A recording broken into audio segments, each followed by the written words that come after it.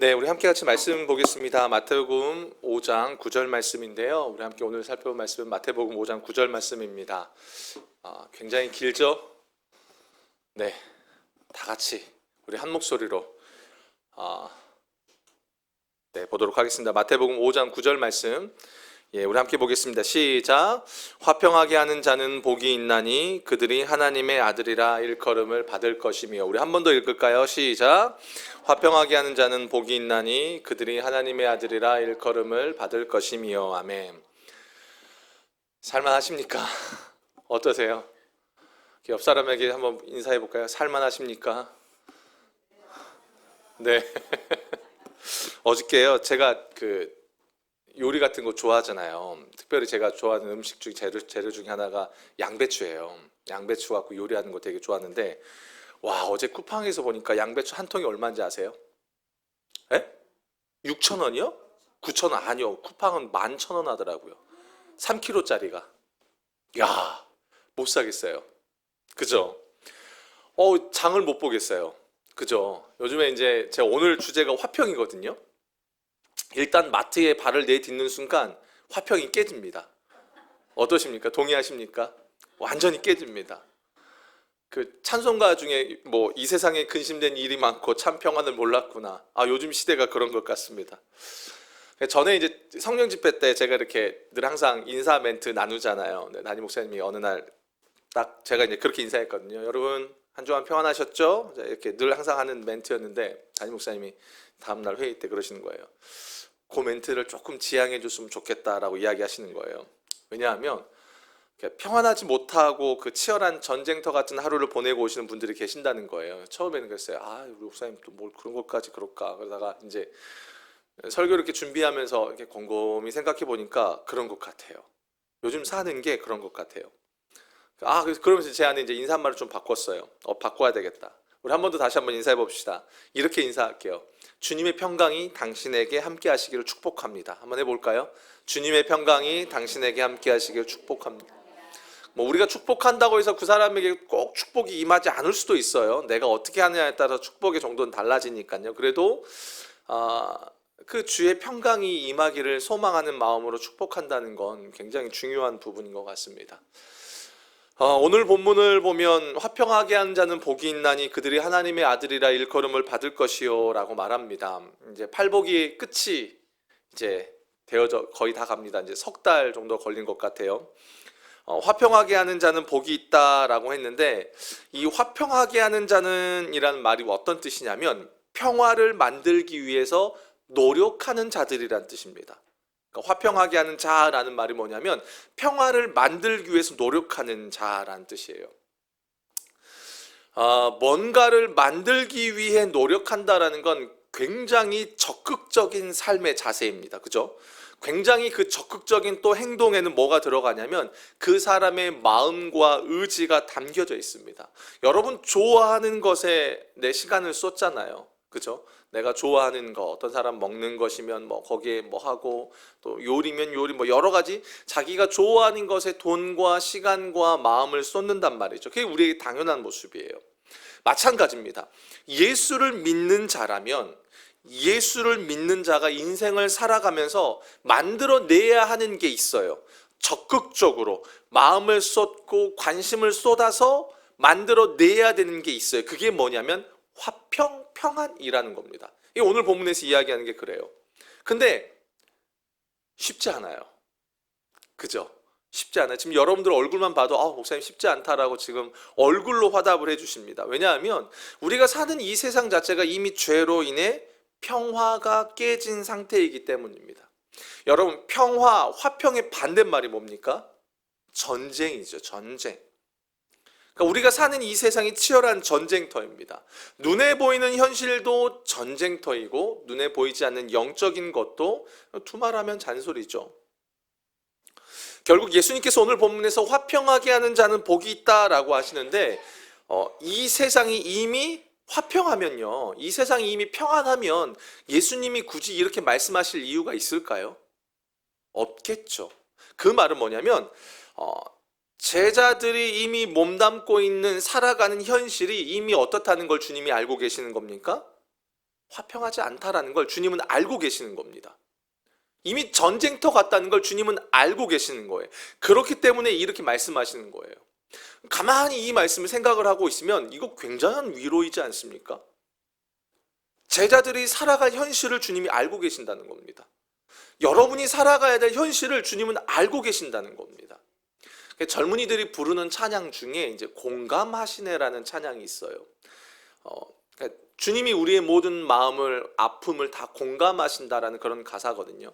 제가 이제 우리 청포도 아이들에게 예수님에 대해서, 성육신하신 예수님에 대해서 가르칠 때 그런 이야기를 했어요. 예수님의 신성도 있지만 인성이 있다. 인간의 몸을 입고 오셨다. 왜요? 우리가 살아가는 모든 삶의 것들을 주님은 다 공감하신다는 겁니다. 그러니까 오늘 본문에 그렇다라는 거예요. 예수님이요, 여러분이 뭐 양배추가 10,000원을 하든 9,000원을 하든 야 그건 네 알아서 할 바야 라고 하는 게 아니라, 우리가 살아가는 현실 속에서 우리가 겪는 치열한 전쟁의 순간들을 주님이 다 공감하신다는 겁니다. 저는 이 부분이 먼저는 저에게 큰 위로가 되는 거예요. 그걸 아시기 때문에 예수님께서 뭐라고 말하냐면 화평하게 하는 자는 복이 있다라고 말씀하시는 겁니다. 내가 알아. 너희가 내 제자이고 내 백성이기 때문에 그 현실을 내가 외면하지 않아. 그 치열한 현실에서 너희가 평화를 만들어내기 위해서 그럼에도 불구하고 너희가 에너지를 쏟아야 되고 마음을 쏟아야 되고 관심을 둬야 될 이슈가 바로 화평이라는 겁니다. 이 한 구절에 담긴 그 예수님의 마음을 우리가 먼저는 좀 짚고 넘어가야 될 것 같습니다. 자, 그런데요, 뭐 알았어요. 주님의 마음은 알겠어요. 주님이 저를 긍휼히 여겨주시고 뭐 저희들의 모든 형편을 아시는 것, 공감해 주시는 것, 그래요, 좋습니다. 알겠어요. 그런데 그럼에도 이 평화를 만들어낸다는 게 여러분 어떠십니까? 부담스럽지 않습니까? 왜냐하면 우리에게는요, 이 화평을 만들어낼 만한 힘이 없어요.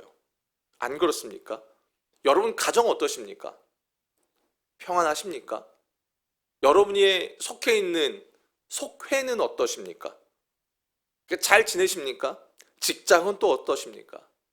제 직장은요, 다행히 감사하게요, 제가 다니는 직장은 다 크리스찬들이에요. 얼마나 감사한지 몰라요. 제 직장 동료들은요, 전부 다 예수를 다 믿어요. 그런데 그렇다고 다 좋냐? 쉽게 얘기를 못해요. 왜요? 우리의 삶이 그렇다는 겁니다. 만만하지 않다는 겁니다. 그죠? 만만하지 않아요. 솔직히 가정도 버겁지 않습니까? 가정 안에서 평안을 유지해 간다는 게 눈치 보지 않습니까? 남편 눈치. 여기는 아내들이 더 많으니까요. 또 남편도요, 아내 눈치를 봐요. 저는 눈치 봐요. 보죠. 그렇다라는 겁니다. 이게 감당하는 게 쉽지 않아요.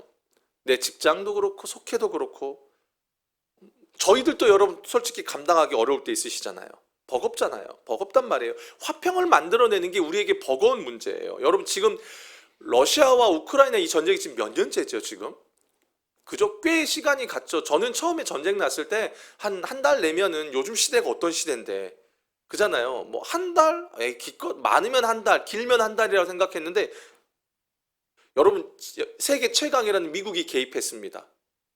유엔이 개입했습니다. 근데 화평이 지금 주어집니까? 없어요. 제 아무리 미국이라 해도 화평을 만들어내질 못해요. 이게 우리의 현실이라는 겁니다. 그러니까 우리에게는요, 그걸 만들어낼 만한 실력이 없어요. 동시에 방법도 몰라요.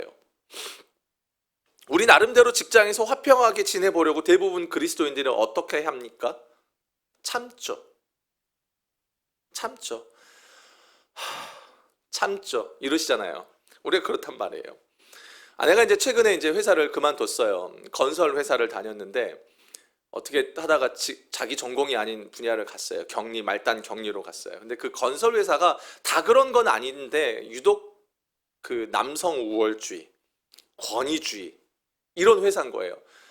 저희 아내 팀에 유일하게 아내가 혼자예요. 여자 혼자예요. 분위기가 대충 예상이 되시죠? 뭐 이양 커피 타와 이 정도까지는 아니지만 뭐 말단 커피 심부름부터 시작해서 남자들이 왜 이렇게 무능력한지 별의별 복사기까지, 아무튼 별의별 일들을 다 해요. 근데 더 결정적인 문제는 제 아내가 사모라는 걸 또 알아요. 이게 또 결정적인 문제인 겁니다. 여러분, 우리가 왜 믿지 않는 세상 가운데 나가서 우리의 신분을 노출하는 걸 꺼려 합니까? 결국에는 뭐예요? 나만 참아야 되니까요. 그죠? 결국엔 또 내가 손해란 말이에요. 뭐 나름대로 처음에 의욕을 갖고 섬기겠다고 하지만 나름 우리가 호의를 베풀면 어떻게 됩니까? 우리가 그 호의가 길어지면 길어질수록 그걸 당연한 권리로 그들은 여겨버리잖아요. 이게 여기서 열이 받는 거죠. 그죠? 세상 말로 그런 말을 하더라고요. 호의가 길어지면 호구가 된대요. 이게 세상 말로 그런 표현이 있더라고요. 그잖아요. 몰라요, 우리는. 화평을 만들어낼 줄도 모르고요. 만드는 방법도 몰라요. 기껏 해봤자 우리가 하는 건 참는 정도예요. 사실 오늘 본문에서 말하고 있는 화평하게 하는 자라는 말 속에는요, 그냥 이 사람하고 이 사람하고 싸우니까 중간에 나와서 야, 네가 참고 네가 참어, 우리 서로 참자, 이런 중재하는 정도를 말하는 게 아니에요. 사실 오늘 본문에서 말하는 화평이라는 건 뭐냐면 근본적인 거예요. 더 깊은 거예요. 우린 더 깊이 화평을 만들어내는 자라는 겁니다. 그러니까 이게 부담스러워요, 솔직히. 그리고 이 육체의 본성과, 죄악된 육체의 본성과 거스르는 것이기 때문에 이게 더 부담스러운 거예요. 어려워요. 자, 그런데 이 가운데 우리가 놓치지 말아야 될 전제 조건이 하나가 있습니다. 팔복 자체가 그래요. 여러분, 팔복에서의 전제 조건이 뭐가 있냐면, 그것은 뭐냐면 다 구원받은 자에게 주어진 말씀이라는 겁니다. 구원받은 자에게. 주님이 주신 이 말씀이요, 세상 사람들, 믿지 않는 사람들을 향해 주신 말씀이 아니에요, 여러분. 믿는 우리에게 주신 거예요. 그렇기 때문에 오늘 본문을 해석을 어떻게 해야 된다고 제가 이제 팔복 앞에서부터 얘기했죠. 화평하는 자는 복이 있나니, 그 다음에 뭐라고 했어요? 뭐가 생략됐다고 그랬죠? 왜냐하면이란 말이 생략됐어요. 화평하게 하는 자는 복이 있나니, 왜냐하면 우리가 누구이기 때문이에요? 하나님의 아들이기 때문이라는 겁니다. 이렇게 본문의 해석이 흘러가야 돼요. 우리는 이미 하나님의 아들인 겁니다. 이미 그리스도 예수 안에서 회복이 된 자예요. 우리의 신분이 그렇다는 겁니다. 뭔가 내가 이렇게 해서 얻어내는 이런 게 아니라요. 오늘 담임 목사님도 그런 말씀 하셨잖아요. 임재기도 하실 때. 맞아요. 우리는 포도나무 비유로 하자면 우리는 가지예요. 그 큰 줄기에 붙어 있으면 열매는 맺게 되어 있다라는 겁니다. 내가 열매를 맺기 위해서 노력하는 게 아니라는 겁니다. 그러니까 이걸 깔고 가는 겁니다. 자, 그런데 여기서요, 여러분, 오늘 본문에서 제가 이제 나누고 싶은 아주 중요한 한 가지 개념이 등장합니다. 그게 뭐냐면, 이게 핵심이에요. 오늘 본문에 화평하게 하는 자는 복이 있다. 왜냐하면 하나님의 아들이라 일컬음을 받기 때문이라, 이렇게 얘기를 해요. 여러분, 아버지와 아들의 관계를 흔히 무슨 관계라고 이야기합니까? 부자지간, 그죠? 부자 관계. 근데 성경에서는 요 아버지와 아들의 관계를 다른 표현으로 씁니다. 그게 뭔지 아십니까? 상속자라는 표현을 씁니다. 상속자. 상속자가 뭘 상속자 말합니까? 세상 사람들은 이 상속하면은 이제 부모의 재산을 물려받는 이 유산의 상속자로 생각을 합니다. 근데 성경은 그 상속자의 개념이 그렇게 가지 않아요. 뭐냐면 아버지가 소망하는 것을 아들도 소망한다, 이런 뜻입니다. 성경에서 말하는 상속의 개념은 아버지가 가치를 두고 아버지가 바라보는 그것이 곧 아들도 동일하게 바라보고 가치를 두는 것, 이 상속자라는 단어 속에 담겨진 개념이 그런 겁니다. 그래서 내가 아버지의 상속자가 되려면 아버지의 기업을 어떤 목적으로, 아버지께서 어떤 목적으로, 어떤 마음으로, 어떤 방향으로 이끌고자 하는지를 내가 당연히 알아야겠죠. 우리 큰 대기업들은 무슨 수업을 한다고 말합니까? 자기 자식들에게 후계자 수업을 한다잖아요. 그죠? 최근에 눈물의 여왕이 끝났어요. 안 보시면 다 거룩하시군요. 저희 집은 눈물의 여왕을 보면서 다 눈물을 흘렸어요.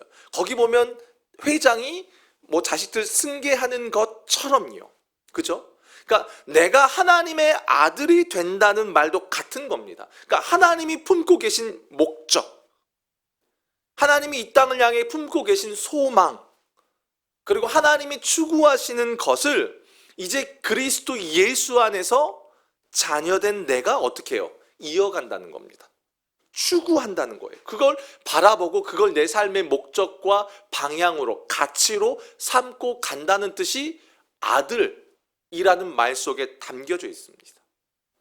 아들이란 말 속에. 결국 이게 뭘 말할까요? 그러면 상속자에게 있어서 가장 중요한 게 뭘까요? 바로 아버지와의 관계겠죠. 그죠? 아버지와 관계가 틀어지면 어떻게 해요? 못 받는 거죠. 그러니까 내가 화평이라는 걸 이루기 전에 전제 조건이 뭐예요? 내가 아버지랑 화평하냐? 이게 중요하다는 겁니다. 제가 삼성 회장이라고 쳐요. 회장의 아들이라고 쳐요. 생각해봐도 좋을 것 같아요. 집 걱정 안 해도 되겠죠. 이제 레미안이 막 주어지고 있고 자동차, 핸드폰이 막 이제 주어지겠죠. 좋겠죠. 근데 내가 상속자예요. 근데 내가 맨날 아버지랑 싸워요. 아버지와 마인드가 같지 않아요. 그럼 어떻게 합니까? 물려받을 수 있어요? 못 받아요? 못 받는 거죠. 마찬가지입니다. 우리가 이 치열한 세상에서 화평하는 자로 부름을 받았지만 먼저는 내가 하나님과 화목하지 않으면 소용이 없는 겁니다. 내가 매일 하나님과 싸워요. 틀어져요. 그분의 말씀에 순종하지 않아요. 관계가 틀어진다고 해봐요. 관계가 틀어진다는 말은 어떤 뜻입니까? 아버지의 뜻이 내 안에 없다는 거잖아요. 그렇죠? 안 그렇습니까? 서로 다르니까 틀어지는 거예요. 그렇게 틀어지면 내가 다른 사람들하고 화평하게 지낼 수 있느냐?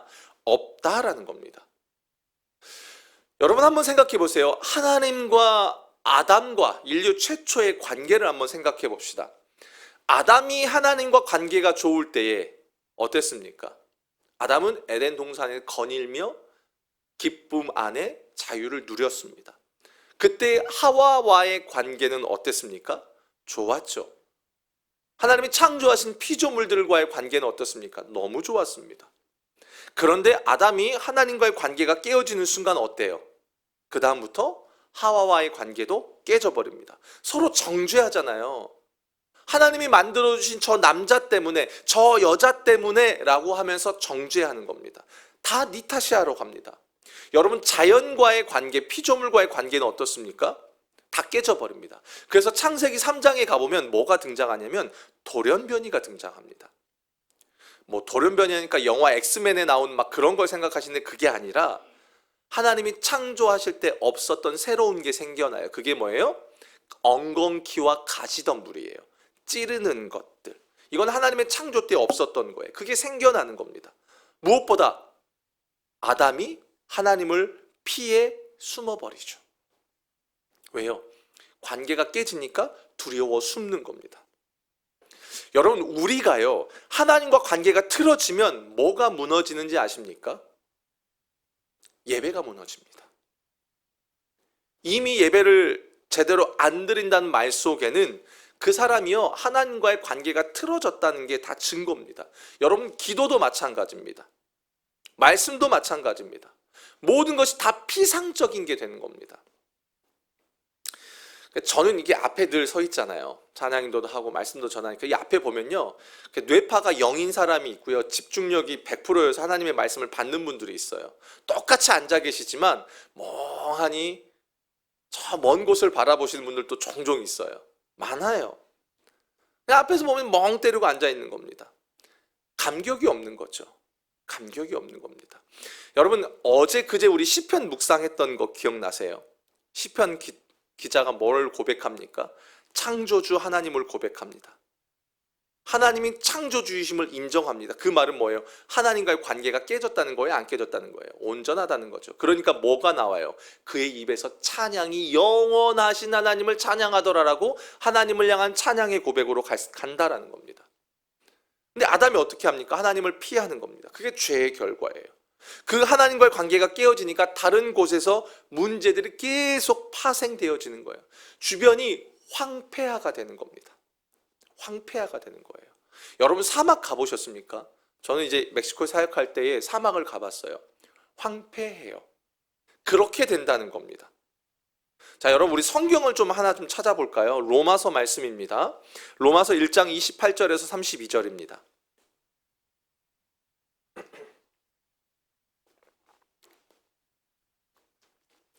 로마서 1장 28절에서 32절.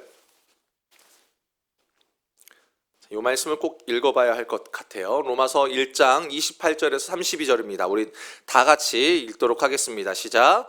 또한 그들이 마음에 하나님 두기를 싫어하며 하나님께서 그들을 그 상실한 마음대로 내버려 두사 합당하지 못한 일을 하게 하셨으니 곧 모든 불의, 추악, 탐욕, 악의가 가득한 자요, 시기, 살인, 분쟁, 사기, 악독이 가득한 자요, 수근수근하는 자요, 비방하는 자요, 하나님께서 미워하시는 자요, 능욕하는 자요, 교만한 자요, 자랑하는 자요, 악을 도모하는 자요, 부모를 거역하는 자요, 우매한 자요, 배약하는 자요, 무정한 자요, 무자비한 자라.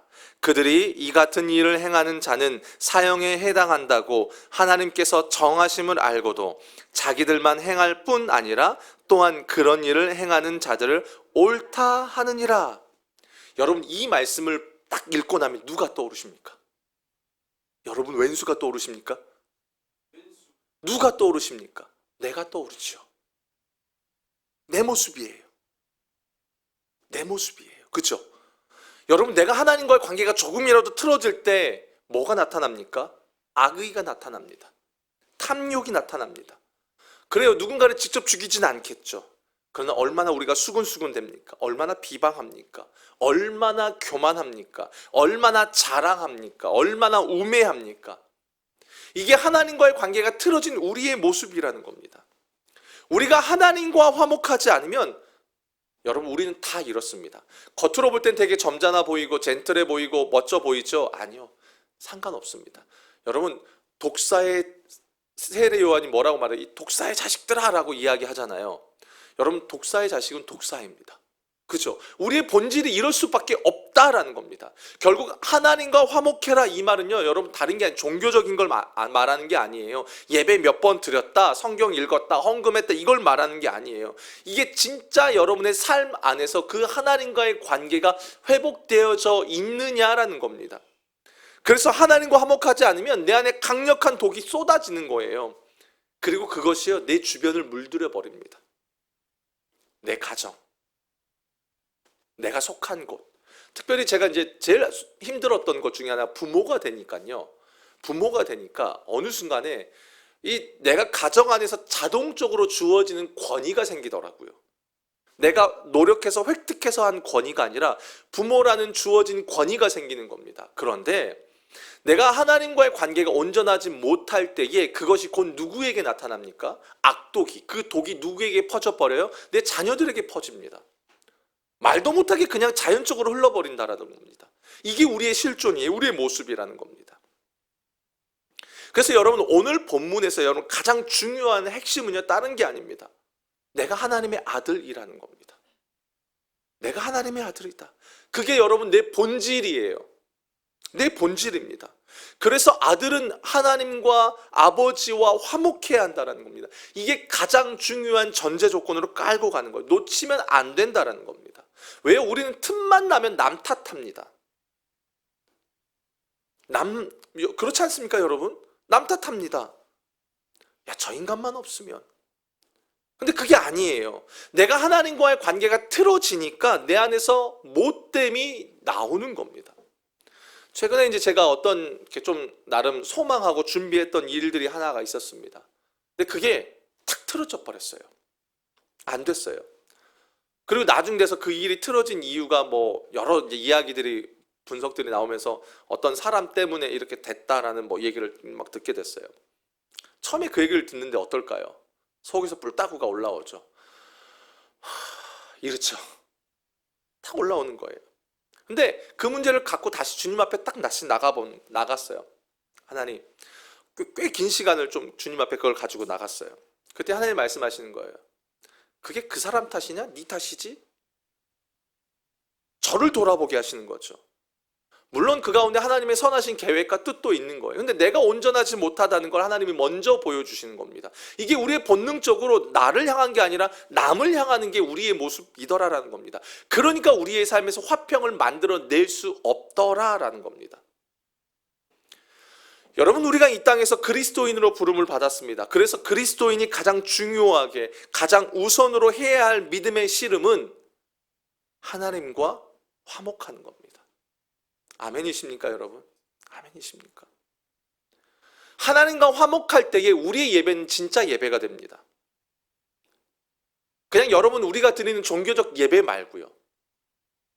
진짜 하나님과 화목할 때 드려지는 예배가 진정한 예배입니다. 말씀을 읽어도 그게 진짜 하나님의 말씀이 되는 것이고, 우리의 기도도 종교적인 것으로 흘러가지 않고 아버지와의 호흡, 대화가 되는 겁니다. 그리고 그렇게 하나님과 화목할 때에 나를 통해서 하나님과의 화목이 드러난다는 겁니다. 드러난다는 거예요. 그렇게 하나님과 화목하면 우리의 삶이 어떻게 돼요? 여러분, 팔복에 나오는 5번째, 6번째, 다른 누군가를 불쌍히 여기는 겁니다. 긍휼히 여기는 겁니다. 그분과 화목해야만 우리 안에 긍휼이 발생되는 겁니다. 그렇죠? 여러분, 우리는 누군가를 긍휼히 여길 수 없는 존재입니다. 물론 우리가 당장 화평을 만들어낼 수 없다라고 해요. 그러나 내가 하나님과 화목해지는 순간요, 하나님께서 내 안에 계속 그걸 부어주시는 겁니다. 상대방이 악으로 오죠. 악으로 나오면 우리는 악으로 받아치죠. 그런데 그게 아니라 하나님과 관계가 온전하지 못할 때는 악으로 받아칠 수 있어요. 그러나 온전해지면 어떻게 합니까? 우리의 삶이 악을 악으로 갚지 않는 것으로 우리의 삶이 흘러가더라라는 겁니다. 긍휼이 나오더라는 겁니다. 그래서 아들은 무엇을 목적으로 삼아요? 무엇을 인생의 방향으로 삼습니까? 아버지가 중요하게 여기는 것을 나도 똑같이 내 인생의 목적과 방향으로 잡고 가더라라는 겁니다. 여러분, 이게 이해가 되십니까? 이렇게 팔복을 제가 이제 이렇게 쭉 설교를 해 오잖아요. 지금 뭐 세 달째 해 오면서 처음에는 이제 저도 준비할 때에 이게 그냥 뭔가 어떤 종교적으로 노력하고, 그래 뭐 화평하기 위해서, 긍휼하기 위해서 해야 되겠지, 뭔가를 내가 액션을 취해야 되겠지, 그것도 필요한 부분이죠. 우리가 성화의 과정이니까. 근데 주님이 이걸 통해서 계속적으로 더 말씀하시는 게 뭐냐면, 본질적으로 나는 누구고, 본질적으로 나는 지금 하나님과 어떤 관계인가에 대해서 주님이 계속 점검하게 하십니다. 내 내면을 돌아보고 지금 내 안에 누가 역사하고 계시는가를 주님이 계속 묻고 계시는 겁니다. 내 삶을 스스로 점검하게 하시는 거예요. 여러분, 어떠세요? 우리는 이게 참 익숙하지 않아요. 특히 이 한국 문화는 더더욱 그렇더라고요. 나를 돌아보는, 내 내면을 돌아보는 것에 익숙하지 않습니다. 여러분은 어떠십니까? 우리가 사는 삶은 우리를 화평하게 두질 않습니다. 아마 오늘 이 예배의 자리까지 나오시기 여러분 치열하신 분들이 있으셨을 겁니다. 쉬는 날이기도 한데 막 여러 이유들이 있으셨을 겁니다. 어떤 분들은 그 치열함을 이기고 나오신 분들도 있고, 어떤 분들은 에이 몰라 하고 그냥 안 나오신 분들도 있을 겁니다. 어떤 분들은 나오셨지만 그걸 가슴속에 담아두고 계신 분들도 있을지도 모르겠습니다. 근데 하나님은 오늘 우리에게 이 메시지를 통해서 던져주신 첫 번째 메시지, 가장 중요한 메시지가 뭐냐면, 너는 내 아들이라는 겁니다. 너는 내 딸이라는 겁니다. 아들이 되었다는 증표는 하나님의 기업을 나도 따르고 쫓고 구하고 거기에 내 마음을 둔다라는 겁니다. 그래서 우리는 화평해야 합니다. 화평하게 하는 자, 내가 하나님의 아들이기에, 하나님의 자녀이기에 내 삶의 방향과 목적은 악함, 다툼, 내 것을 취하는 그런 삶이 아니라, 내가 하나님, 당장 내가 실력은 없고 당장 내가 부족하겠지만 그럼에도 하나님, 내가 하나님의 자녀이기 때문에 하나님의 것을 취하는 자로 내가 살아가겠습니다. 이게 오늘 본문에서 말하고 있는 내용입니다. 사도 바울이 데살로니가 교회를 향해서 이제 개척을 하고 나서 이제 이후에 3주 만에 세워진 교회다 보니까 여러 가지 이제 신학적인 문제들이 있어서 이렇게 메시지를 보냅니다. 그리고 나서 그가 데살로니가전서 5장 23절에 이렇게 말을 합니다. 평강의 하나님이 친히 너희를 온전히 거룩하게 하시고 또 너희의 온 영과 혼과 몸이 우리 주 예수 그리스도께서 강림하실 때에 흠없게 보존되기를 원하노라 라고 말을 해요. 평강의 하나님이 친히 너희를 온전히 거룩하게 하시고 흠이 없게 보존하기를 원하노라. 여러분, 여기에 하나님의 마음이 담겨 있습니다. 자녀를 향한, 그의 백성을 향한 마음. 우리는 자꾸만 이 세상에서 내가 드러나고 내가 높아지려는 싸움을 합니다. 늘 인정받고 싶은 욕구가 우리 안에서 일어납니다. 그런데 하나님이 우리에게 어떤 걸 원하십니까? 흠이 없고 보전되기를 원합니다. 왜 흠이 없어야 합니까? 우리가 하나님의 아들인 겁니다. 우리가 하나님의 아들입니다. 아들이어서 평강의 하나님을 드러내야 하며 나타내야 되는 존재로 우리는 부름을 받았습니다.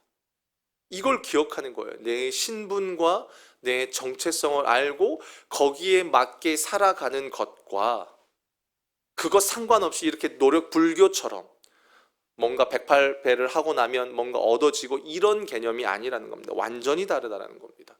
우리는 그런 존재라는 겁니다. 여러분, 성경 마지막 하나만 좀 더 찾아보고 좀 마무리해 갔으면 좋겠어요. 디모데 후서입니다. 2장 20절에서 22절입니다. 디모데 후서 2장 20절에서 22절. 자, 제가 읽겠습니다. 여러분 따라 눈으로 읽어주세요. 큰 집에는 금 그릇과 은 그릇뿐 아니라 나무 그릇과 질 그릇도 있어 귀하게 쓰는 것도 있고 천하게 쓰는 것도 있나니 그러므로 누구든지 이런 것에서 자기를 깨끗하게 하면 귀히 쓰는 그릇이 되어 거룩하고 주인의 쓰심에 합당하며 모든 선한 일에 준비함이 되리라. 또한 너는 청년의 정욕을 피하고 주를 깨끗한 마음으로 부르는 자들과 함께 의와 믿음과 사랑과 화평을 따르라. 여러분, 큰 집에는 금그릇도 있어요. 은그릇도 있어요. 나무 그릇도 있고 질그릇도 있습니다. 천하게 쓰기도 하고 뭐하기도 합니다. 다 다릅니다. 근데 뭐라고 말해요? 청년의 정욕을 피하고 주를 깨끗한 마음으로 부르는 자들과 함께 의와 믿음과 사랑과 화평을 따르라고 말합니다. 왜요? 여러분, 왜 의와 믿음과 사랑과 화평을 따라야 합니까? 그게 하나님 나라의 가치이기 때문입니다. 하나님 나라는 의와 믿음과 사랑과 화평이 있는 나라인 거예요. 그래서 내가 하나님의 아들이고 하나님을 추구하는 상속자로 산다면 여러분, 내가 쫓고 따라야 하는 삶이 화평의 삶이라는 겁니다. 그 다음에 보면 어리석고 무식한 변론을 버리라. 이에서 다툼이 나는 줄 알미라.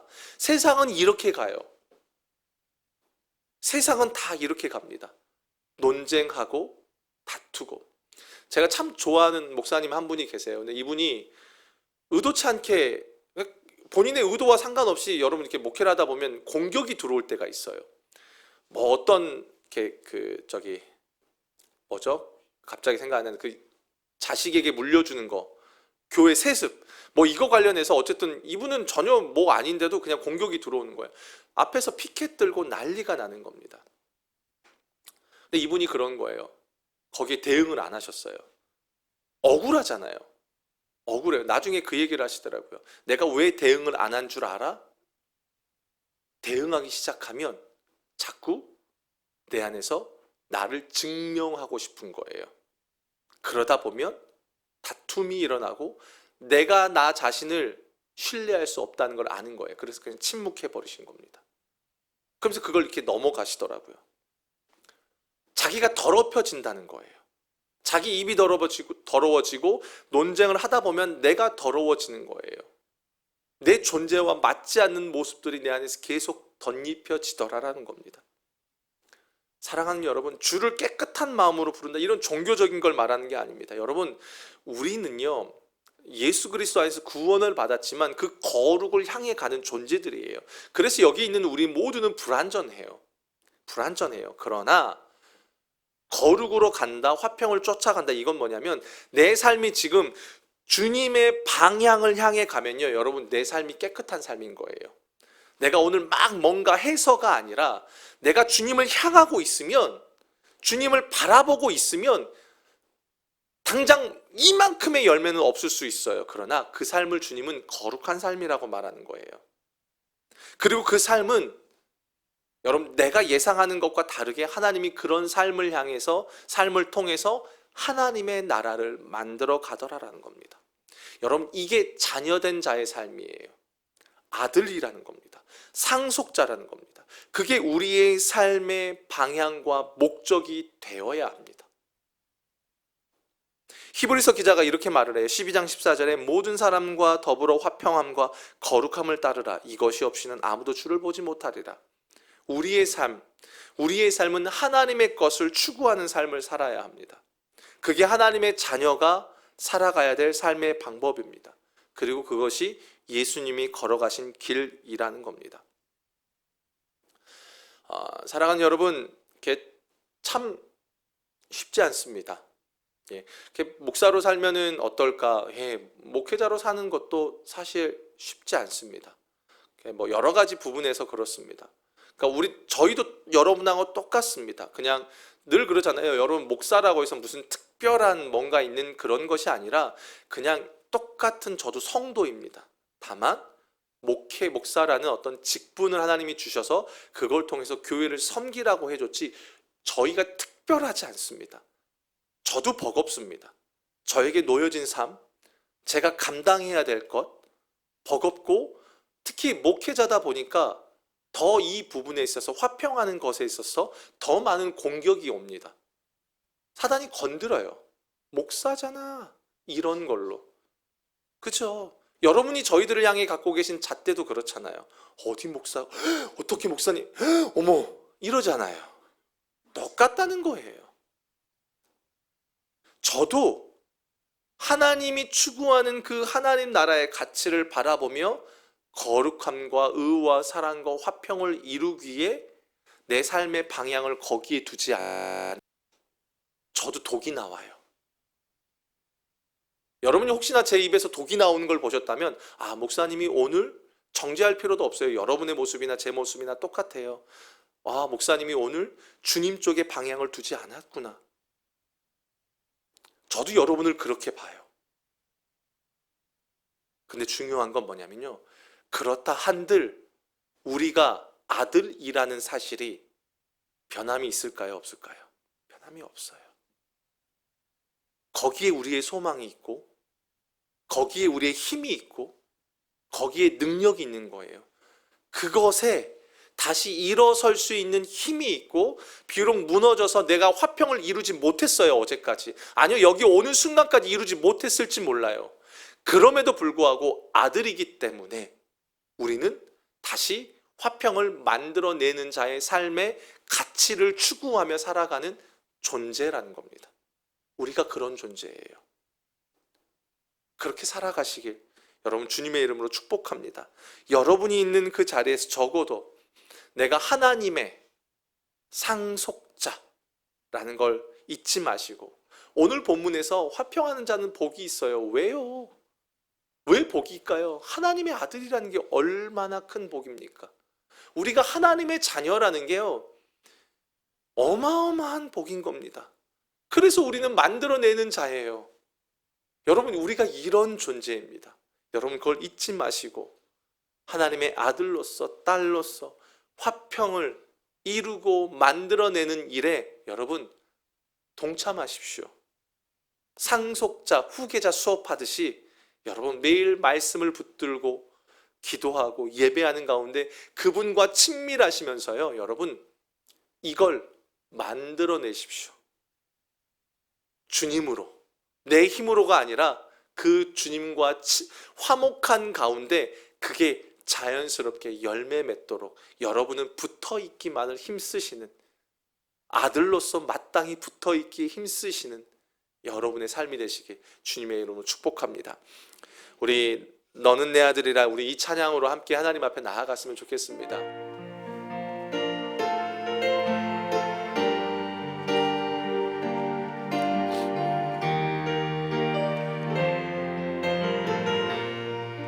힘들고 지쳐 낭망하고 넘어져 일어날 힘 전혀 없을 때에 조용히 다가와 손 잡아주시며 나에게 말씀하시네. 나에게 실망하며 내 자신 연약해 고통 속에 눈물을 흘릴 때에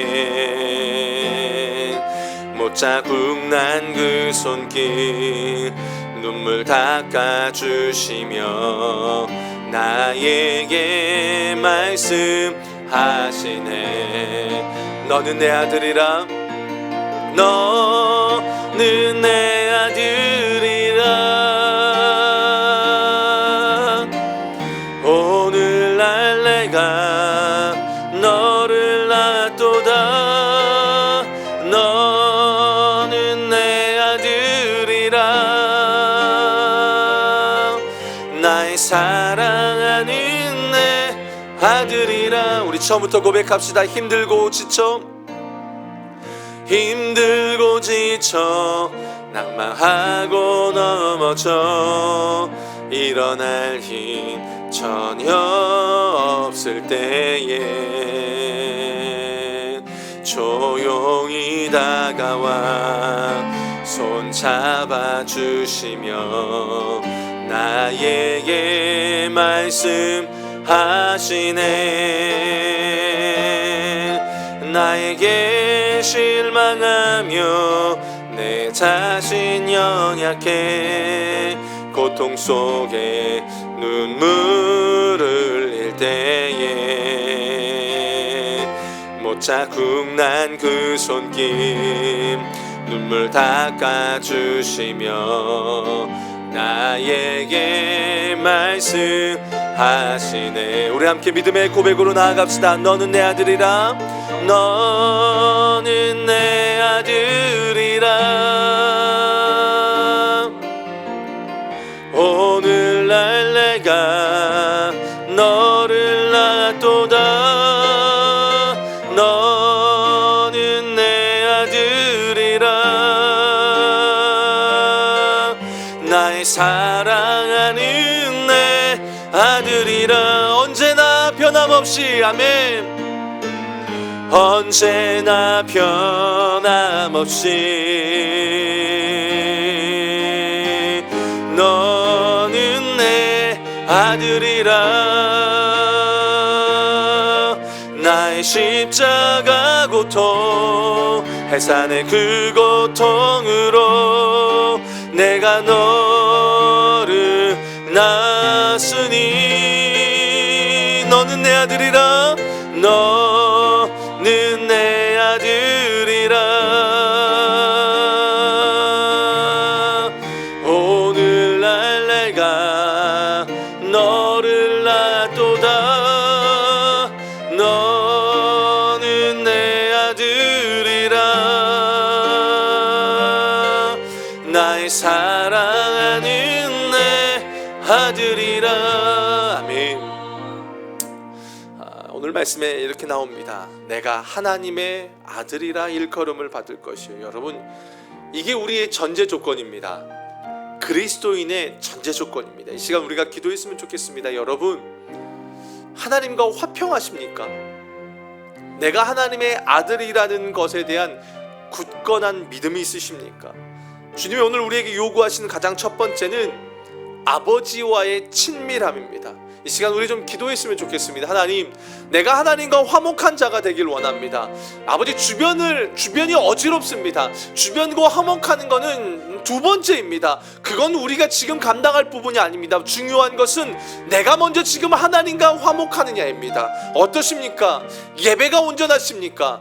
기도가 온전하십니까? 말씀이 온전하십니까? 그러지 못한다는 건 내가 아버지와 화목하지 못하다는 것입니다. 이 시간 우리 회개할 부분들을 회개하면서 기도했으면 좋겠습니다. 하나님, 내가 하나님과 화목하고 내 삶에서 화목의 결과, 그것으로 찬양하며 나타나는 내 인생이 되게 하여 주시옵소서. 우리 주님의 이름 한번 부르짖고 주님과 관계를 위해서 기도하겠습니다. 주여, 아버지 하나님, 오늘 말씀에서 저에게 먼저 요구하시는 것은 내가 지금 하나님과 화목하느냐입니다.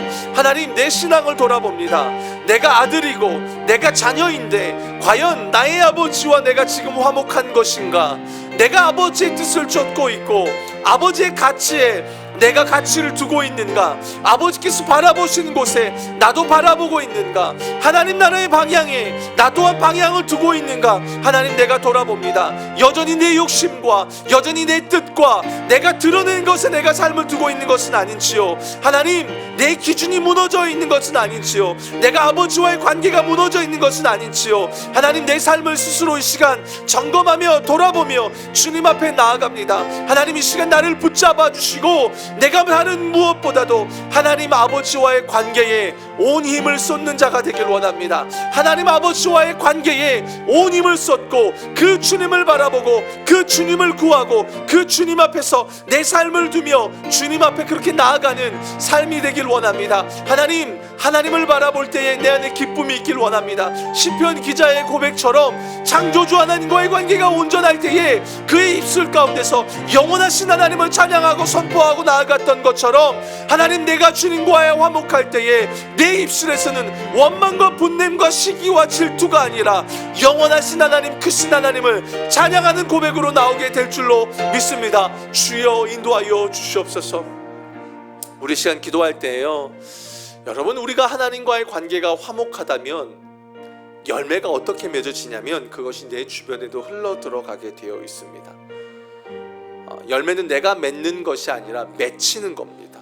이 시간 우리 좀 그런 기도가 우리 교회 안에 있었으면 좋겠습니다. 우리에게 있었으면 좋겠습니다. 하나님, 내가 하나님과의 화평한 가운데 주님, 그 평강이, 화평이 내가 속한 가정, 속회, 또 교회 공동체, 직장 가운데 흘러가게 해주십시오.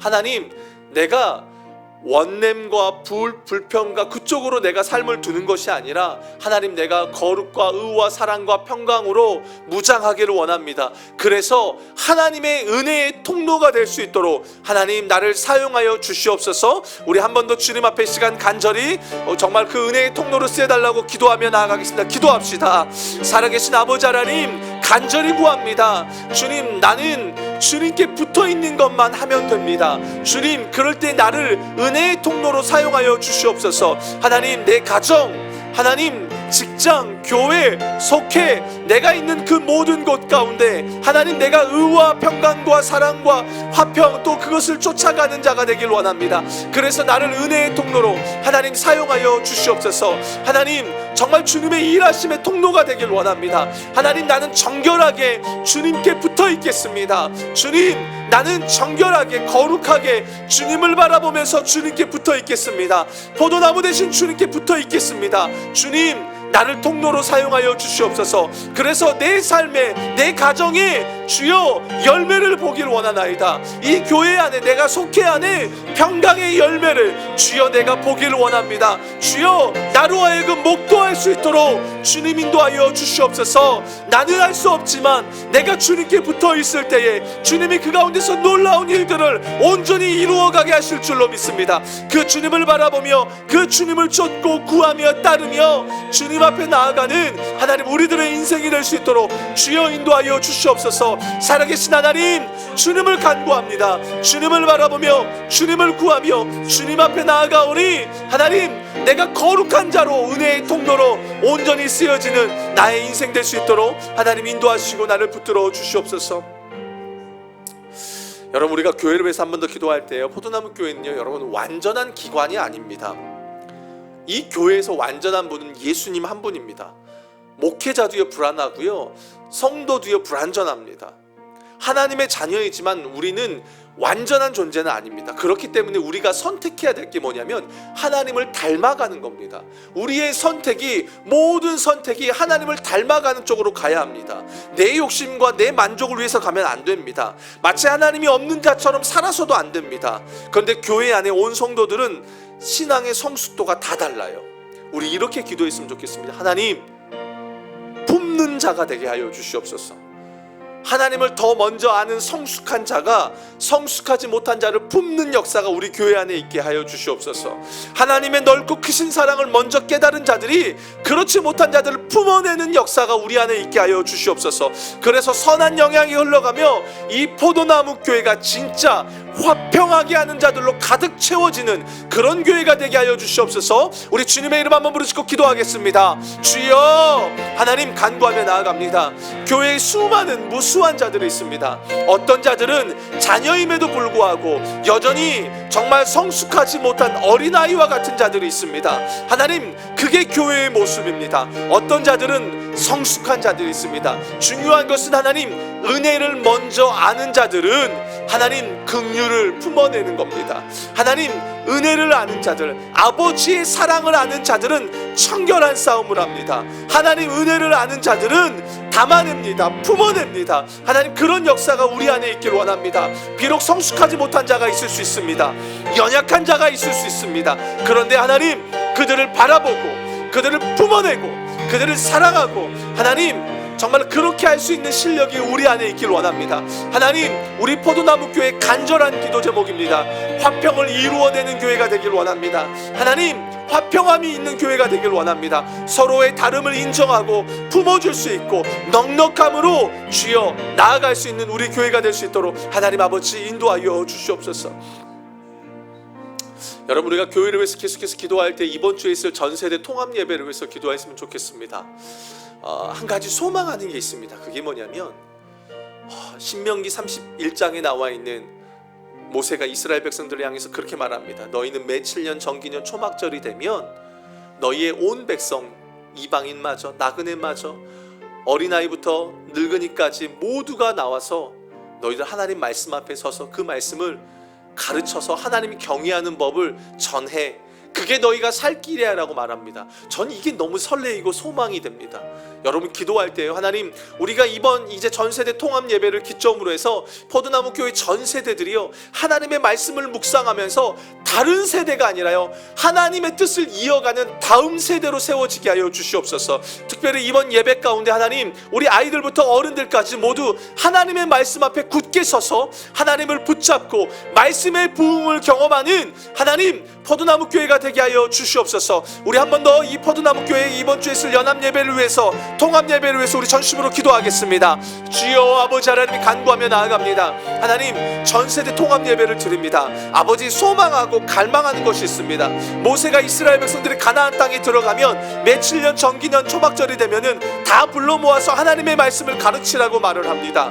아버지, 그 가운데에 하나님을 경외하는 법을 배우라고 말합니다. 하나님, 우리가 소망합니다. 하나님, 포도나무 교회 꿈이든 청포도 아버지 작년에 이르기까지 모든 세대들이 하나님의 말씀을 붙잡는 세대가 되길 원합니다. 하나님의 말씀을 붙잡는 것을 통해서 하나님을 알아가고 하나님의 뜻을 구하며 나아가는 그런 세대가 되길 원합니다. 하나가 되어질 수 있길 원합니다. 우리로서는 하나 될 수 없습니다. 그러나 주님의 말씀을 붙잡고 주님께 뜻을 두고 주님께 소망을 두며 나아갈 때에 하나님, 우리는 얼마든지 하나님 아버지 하나가 될 수 있습니다. 하나님, 이번 주 예배를 기점으로 모든 세대가 매일 말씀을 묵상하면서 아버지 하나님 매일 큐티를 하면서 하나님을 더 가까이 하며 하나님 앞에 서는 그런 은혜가 우리 포도나무 교회 안에 일어날 수 있도록 주여 인도하여 주시옵소서. 하나님 아버지, 이번 세대 전세대 통합 예배를 기점으로 포도나무 교회가 더욱더 하나 되어지고 말씀 앞에 서서 더욱더 달려가는 그런 교회가 될 줄로 믿습니다. 하나님,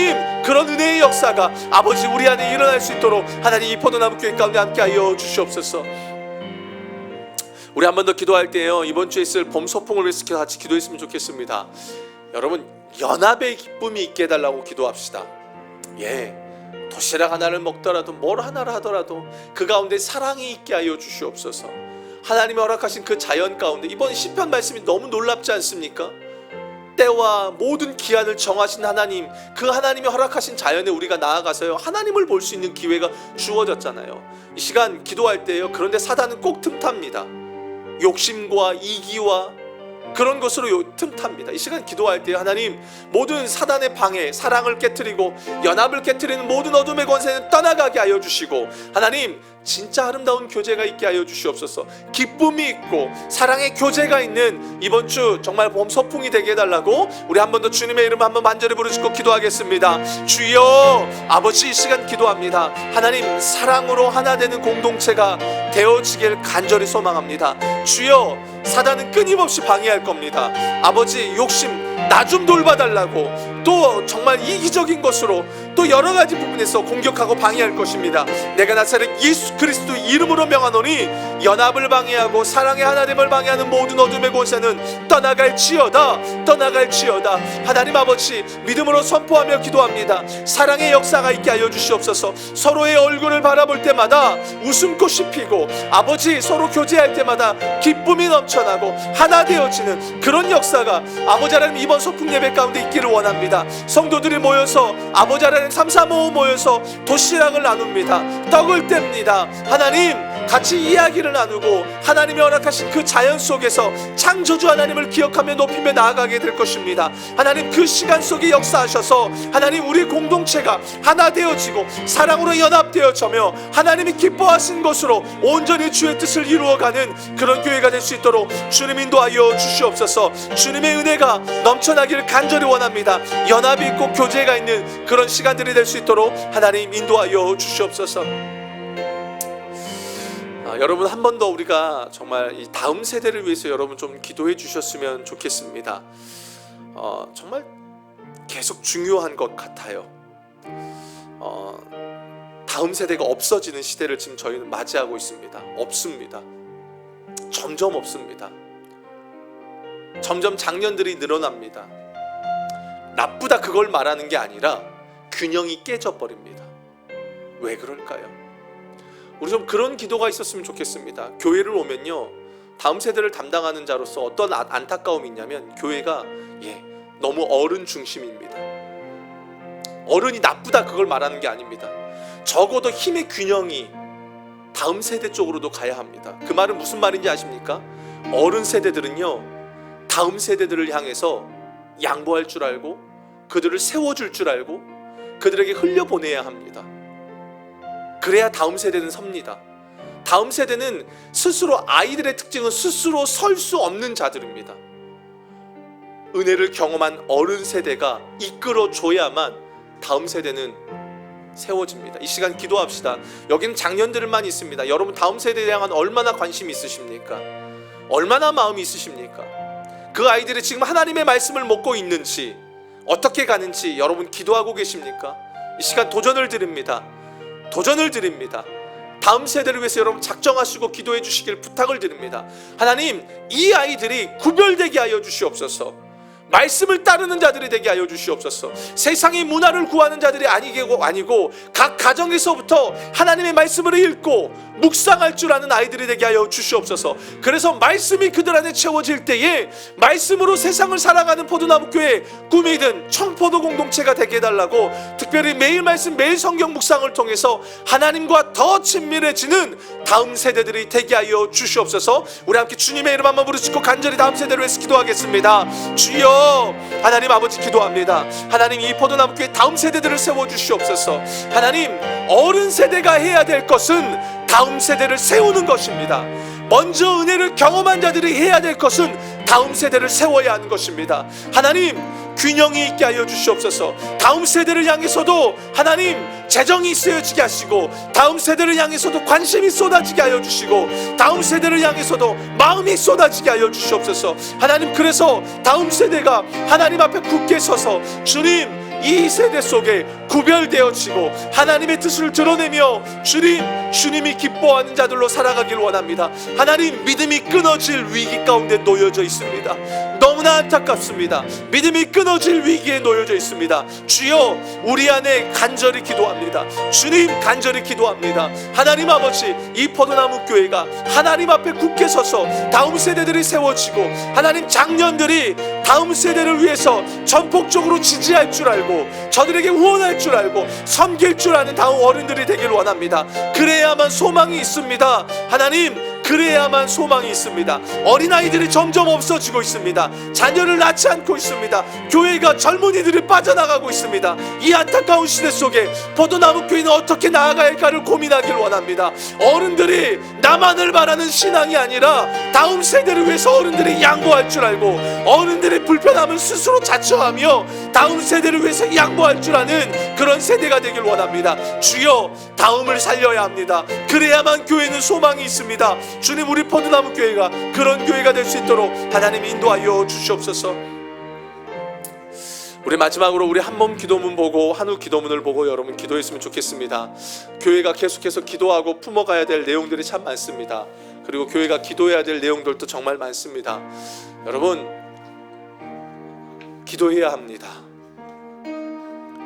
기도해야 된다는 것은 다른 게 아닙니다. 내가 기도하면 돼 이런 개념이 아닙니다. 내가 할 수 없으니까 기도하는 겁니다. 내가 할 수 없는 것이기 때문에, 이건 나에게서 나가는 문제가 아니기 때문에 우리는 하나님께 기도하며 맡기는 것입니다. 우리 마지막으로 주님의 이름 한번 부르짖고 우리 한몸 기도문과 또 환우 기도문을 보시고 여러분 기도하시다가 12시 10분이 되시면 여러분 우리 전도하실 분들은 로비로 나오셔서 함께 같이 전도하는 시간들이 되었으면 좋겠습니다. 우리 마지막으로 주님의 이름 한번 부르짖고 기도하겠습니다. 주여